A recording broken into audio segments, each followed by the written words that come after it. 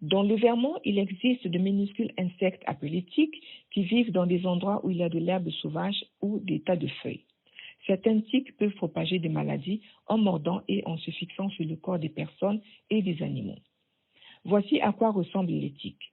Elles peuvent avoir la taille d'un grain de sel. Vous ne pouvez généralement pas sentir quand une tique vous mord et lorsqu'elle vous mord, elle restera sur votre corps et vous devrez la retirer. Vous pouvez devenir très malade si vous êtes piqué par une tique et que vous ne l'enlevez pas.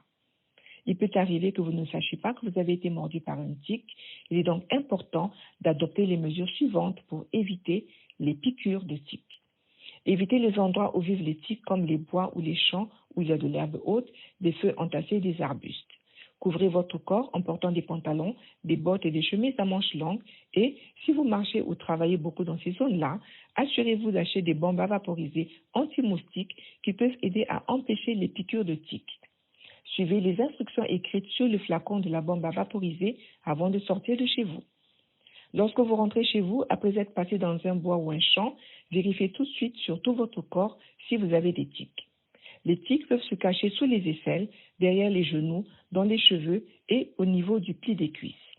Mettez vos vêtements dans une machine à sécher à haute température pendant 10 minutes pour tuer les tiques sur les vêtements secs et regardez vite sur vous si vous avez des tiques, puis prenez vite une douche.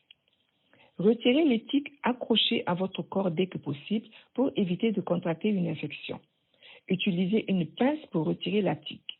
Votre mouvement doit être droit et régulier en saisissant la tique et faites attention de garder la tique le plus près possible de votre corps. Voici à quoi ressemblent les pinces.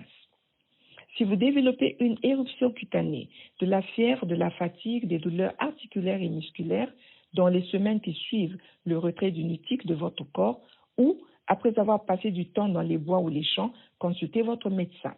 Assurez-vous de mentionner votre récente piqûre de tique et quand elle s'est produite.